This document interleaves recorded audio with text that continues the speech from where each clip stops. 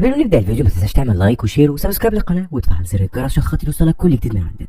بيبدا الفيلم مع وبنتها كاترينا وهم راكبين الطياره، وفي الوقت ده بتكون الطياره فيها حركه غريبه وده بيخوف الطفله كاترينا، لكن امها بتهديها وبتعرفها انها مجرد اضطرابات عاديه وتطلب منها ان هي تنام عشان ترتاح. فبتسمع كاترينا كلامها وبتنام، بس بعد وقت بسيط بتصحى كاترينا على صوت صراخ، واول ما بتفتح عينها بتلاقي الطياره بتتحرك بعنف وكانها هتقع، وبتسمع واحده في الطياره عماله تصرخ وتطلب من حد يساعدها لان جوزها افجيني اللي معاها مات. خليك فاكر الاسم ده كويس جدا جدا لو اتنام. ولما بتفضل كاترينا تلف بعينها في الطياره بحثا عن امها، بس للاسف مش بتلاقيها، ولما تبص وراها بتلاقي ست عجوزه عماله تتكلم بلهجه غريبه ومش مفهومه، فبتخاف كاترينا جدا، واللي بيرعبها اكتر هي الست دي لما بتفتح عينها لانها بتكون بيضه تماما. في الوقت ده ووسط الاحداث المرعبه دي كلها هوب الطياره بتقع وكل اللي في الطياره بيموتوا ما عدا كاترينا بتكون الناجيه الوحيده. وتشوف كاترينا في الوقت ده وهي عماله تمشي في الغابه وهي خايفه جدا ومش عارفه تروح فين ولا تيجي منين، ده غير ان حركتها كانت صعبه بسبب انها كانت مركبه دعامه حديديه في رجلها بسبب اصابه كده كانت عندها في الوقت ده.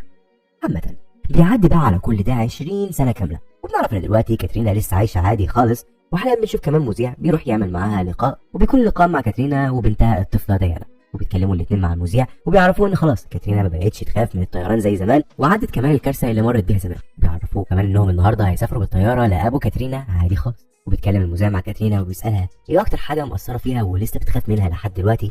فتعرفوا كاترينا انها بتخاف من صوت صرير الحديد، لان الصوت ده كان ملازمها وهي بتهرب بسبب الدعامه الحديديه اللي كانت في رجلها، فالصوت ده بشكل ما لما بتسمعه بيرجع لها ذكريات مش حلوه خالص. ولكن بعيدا عن المشكله دي فكل حاجه تمام. في المجمل بينهي المذيع اللقاء معاها وبتمنى لكاترينا خير، فبتشكره وبتسيبه وبتمشي. في الليل بقى بتركب كاترينا وبنتها ديانا الطياره عشان يسافروا لابو كاترينا، واول حاجه بيلاحظوها وهي ان الطياره فاضيه وفي عدد قليل جدا من الركاب، وده بيخلي ديانا تستغرب وبتسال كاترينا ليه الطياره فاضيه. فبتعرفها كاترينا ان الطقس حاليا مش مستقر وفي تقريبا 3 رحلات اتلغت قبل رحلتهم، فطبيعي يعني مفيش حد عاوز يركب الطياره. فبتعدي ديانا الموقف برضه ومش بتهتم. بعدها بيجي واحد من الركاب اسمه اليكسي وبيقعد في مكان كده جنب كاترينا وديانا وبيتعرف عليهم، وبيبان انه يعني شويه معجب بكاترينا، بس مش دي المشكله. المشكله ان بعد شويه بقى بتلاقي كاترينا ست كده اسمها جالينا راكبه الطياره هي وجوزها افجيني. ايوه افجيني زي اسم الراجل اللي كان في الطياره القديمه من 20 سنه. المهم بتكون جالينا في الوقت ده مرعوبه لان عندها فوبيا من الطيران ومضطره برضه تسافر عشان حفله جواز حفيدها. بتروح لها كاترينا وبتعرفها انها دكتوره نفسيه وبتبدا تتكلم معاها وبتهديها يعني، وبتديها بعد كده برشام كده تاخده وتهدى وبتسيبها وبترجع تاني لديانا واليكس. بس المشكله ان بعد شويه بتبدا كاترينا تسمع صوت صرير الحديد فبتخاف جدا وبتتوتر، فتدخل الحمام شويه عشان تهدى. لكن الغريب بقى ان وهي في الحمام فجاه بتسمع امها بتنده عليها وما بتكونش فاهمه اي حاجه خالص، وبتيجي تفتح باب الحمام عشان تخرج بتلاقي نفسها في بيتها القديم وبتسمع امها بتنده عليها. بتكون خايفه وبتفضل تمشي ورا الصوت ده لحد ما بتلاقي الصوت ده جاي من اوضه كده معينه، فبتفتح الاوضه دي بتلاقي نفسها رجعت الطياره من تاني، فبتهدى وبتاخد برشام يهديها وبترجع للكرسي بتاعها من تاني. في الاثناء دي بيشوف اليكس البرشام اللي معاها فبيتكلم معاها وبيسالها مالك، لكن كاترينا مش بتقول له حاجه، وديانا هي اللي بتتكلم معاه وبتعرفوا ان امها متوتره شويه بسبب الحادثه اللي حصلت لها زمان في الطياره اللي وقعت. بس الكلام ده بيضايق كاترينا فبتسكت ديانا. بعد شويه بقى كل في الطياره بيناموا، وهنا بتحصل حاجه غريبه، لان بنلاقي فجاه الطياره نورت باللون الاحمر، وبنلاقي كمان على شبابيك الطياره في ايادي كتير ملطخه بالدم، بس كل ده محدش بيشوفه لان الكل بيكون نايم. المهم بقى بنغوص في احلام كاترينا، فبنلاقي كاترينا بتحلم بحلم غريب جدا من ماضيها، انها بتكون قاعده مع امها وبياكلوا، ولحد هنا تمام. اللي مش تمام بقى ان كاترينا بتبدا تشوف واحده شبه امها بالظبط بس مشوهه وقاعده في مكان قريب ليهم. بتخاف كاترينا وتبدا تتكلم مع امها وتسالها هو انت حقيقيه؟ انت زي معايا كده وانت متي؟ طبعا يا صديقي ام كاترينا اصلا ماتت زمان في الحادثه بتاعت الطياره، بس كاترينا دايما بتتوهم بيها من الوقت للتاني. المهم وقتها اول ما قالت كاترينا كده لامها اتضايقت امها جدا وبدات تتشنك، وهوب عينها اتحولت للون الابيض شبه الست الغريبه اللي شافتها في الطياره قبل كده. في اللحظه دي تصحى كاترينا من النوم مفزوعه، فبتلاقي نفسها في الطياره وعادي كل حاجه تمام، ولكن في مشكله وهي ان الطياره بتتهز كده بشكل مش طبيعي بسبب ان في اضطرابات في الجو. فطبعا بتخاف جالينا جدا لانها اصلا عندها فوبيا من الطيران، فبتفضل تتكلم مع جوزها افجيني وتقول له انها خايفه جدا، فبيفضل افجيني يهديها لحد ما فجاه بيموت بدون اي مقدمات. فبتترعب جالينا وبتفضل تصرخ وتطلب المساعده، فتيجي كاترينا وباقي اللي في الطياره يساعدوها، وبتفضل كاترينا تحاول تنقذ افجيني، لكن للاسف بتفشل، وفجاه بيصحى افجيني ولكن وعينه كلها بيضه وبيمسك كاترينا بعنف ويقول لها كلام مش مفهوم، بعدها بيموت تاني. في اللحظه دي بتترعب كاترينا وبتركز كمان على اخر الطياره، فبتشوف كائن اسود كده غريب شبه الشبح وما تكونش فاهمه اي حاجه لكنها تترعب منه، وبتتكلم مع اليكس وبتعرفوا انها من 20 سنه وقت الحادثه بتاعت زمان شافت ست عجوزه كده كان شكلها زي الساحره بالظبط، وكانت قاعده وراها على طول، تقريبا كانت عماله تعمل تعويذ، وبعدها الطياره وقعت. وتعرفوا انها شاكه ان الساحره دي موجوده بينهم حاليا، ودلوقتي بتحاول تكمل اللي عملته زمان وتقتلها هي كمان، ده لان كاترينا شاكه ان الست دي كانت عايزه تقتل كل اللي في الطياره من 20 سنه، ولما كاترينا ما ماتتش جت تاني تقتلها دلوقتي. طبعا مش بيقتنع اليكس بالكلام ده، وبيهدي كاترينا وبيعرفها يعني ان الدواء اللي معاها حاليا ده بيسبب هلاوس وممكن تكون بسببه بتشوف كل ده. بتضايق كاترينا من كلامه وبتسيبه وبترجع تقعد مع الطفله ديانا. بيجي اليكس وبيقعد جنبها وبيتكلم معاها وبيحاول يصالحها وبيعرفها انه من 5 سنين لما كان شغال صحفي اتعرض لحادثه ووقع تحت الانقاض هو وزمايل كتير ليه، وكلهم ماتوا وهو اللي عاش. فخد وقتها نفس الدواء اللي معاها ده وبدا يجي له هلاوس، فبسبب كده بس قال لها الكلام ده. فبتتاثر كاترينا بحالته وبصالحه عادي خالص يعني. بعد كده بقى بتبدا حاجه غريبه تحصل، لان فجاه ديانا تتكلم مع كاترينا وبتطلب منها ما تبعدش عنها تاني. بتستغرب كاترينا وبتقول لها ليه بتقولي الكلام ده، فبتعرفها ديانا ان في طفل قاعده وراها وهي اللي قالت لها ان امها هتبعد عنها. بتخاف كاترينا وبتبص وراها فبتلمح حاجه بتجري فبتترعب وبتقوم تشوف ايه اللي بيجري ده، لكنها مش بتلاقي اي حاجه. فبتخاف وبترجع تقعد جنب ديانا، بس مش بيعدي وقت طويل وبتقول لها ديانا تاني ان الطفله قالت لها انها هتبعد عنها لما الراجل اللي اسمه نيكولاي اللي قاعد في اول الطياره يتحرق. وانت مش بتفهم كاترينا قصدها، بس لما بتركز بتلاقي ان فعلا في شخص في اول الطياره بيولع سيجاره. بتقوم عشان توقفه لكنها مش بتلحق وبيولع السيجاره فهوب بيولع كله. طبعا بيجروا الكل عليه عشان يطفوه، وفي المجمل بيطفوه فعلا وبيكون يعني للعلم ما ماتش لكنه اتحرق خالص وحاليا بيحتضر. لكن كاترينا مش بتركز معاها حاليا وبتكون راجعه لبنتها، لكنها فجاه بتدخل في حاله هلاوس وبتفتكر ذكرى ليها كده وهي قاعده مع ديانا بيتكلموا عادي خالص.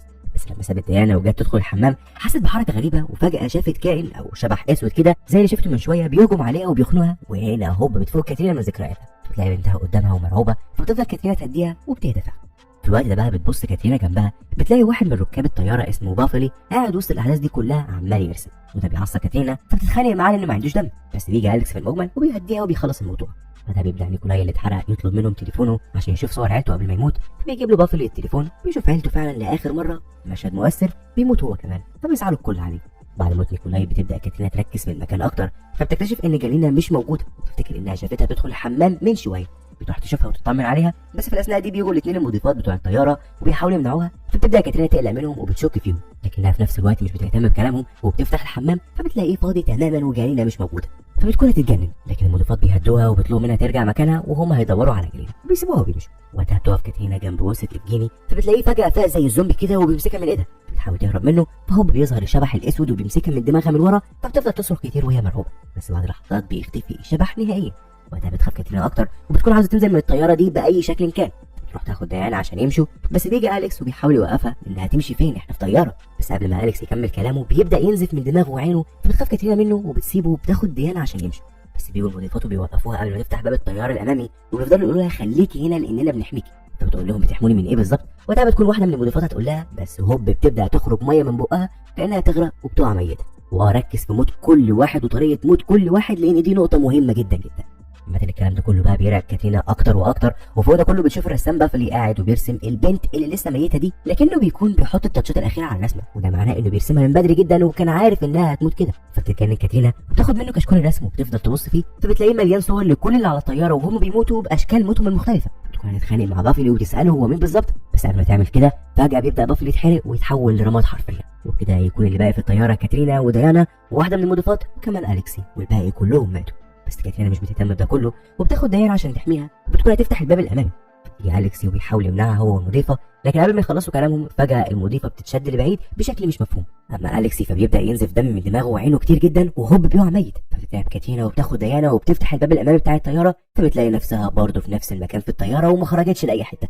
فبتخاف وبتكمل في المكان ده وبتفتح الباب الامامي من تاني، فبتلاقي نفسها برضه في نفس المكان في الطياره عادي خالص، وده بيرعبها زياده جدا. وبتبدا تفهم كده ان المكان ده مش حقيقي اصلا ومفيش حاجه حواليها. بمجرد بقى ما فكرت كاترينا بالشكل ده بتلاقي شبح اسود ظهر قدامها وبيجري عليها، ولما بيوصل لها بيخرج منه شكلها وهي طفله لما كانت في الطياره من 20 سنه. وهنا بقى بنرجع للماضي في الطياره زمان، بنلاقي الساحره قاعده ورا كاترينا الطفله وماسكاها وتقول لها انت دلوقتي لسه طفله زي ما انت وجنب في الطياره اللي بتقع وكل اللي فيها هيموتوا. انا دخلتك دلوقتي في حياه خياليه مش حقيقيه عشان ما تشوفيش كل ده، وكل اللي معاك على الطياره هم اللي موجودين هنا دلوقتي، لكنك ذكيه وعارفه ان دي مش حياتك وعارفه انك جوه تعويذه، فعشان كده هضطر اصحيك. وهنا بقى بنكون فهمنا كل حاجه، الا وهي ان اصلا كاترينا لسه طفله وعلى الطياره بتاعت زمان، والساحره دي كان غرضها خير ودخلتها في تعويذه بتخليها تشوف حياه خياليه مش حياتها، عشان كاترينا وهي بتموت في الطياره ما تحسش بالموت. لكن كاترينا الطفله فهمت كل ده وفضلت تحاول تهرب لحد ما هو الساحره خرجتها من الخيال ده من تاني، وبالتالي دلوقتي تصحى كاترينا ولكن وهي طفله لانها لسه في الطياره بتاعت زمان. ولكن العبره هنا اننا بنشوف ان كل اللي حواليها ماتوا بنفس الطريقه اللي ماتوا بيها في العالم الخيالي بتاعها. بنشوف كمان ان الطياره وقعت بيهم عند البحر، ومن وسط كل الاموات دول بنشوف كاترينا قاعده على الشاطئ في جزء من الطياره لسه ما اتدمرش وجنبها امها اللي بتنزف وبتموت.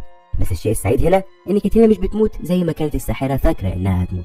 بس يا سيدي في الوقت ده بتصحى وبتكون الناجيه الوحيده برضه في الطياره. وبيخلص الفيلم بعد ما عرفنا ان الساحره دخلت كاترينا اصلا في تعويذها على الفاضي، عشان ما كانتش بس عاوزاها تتألم وهي بتموت، بس برضه كاترينا ما ماتتش وفضلت الوحيده العايشه.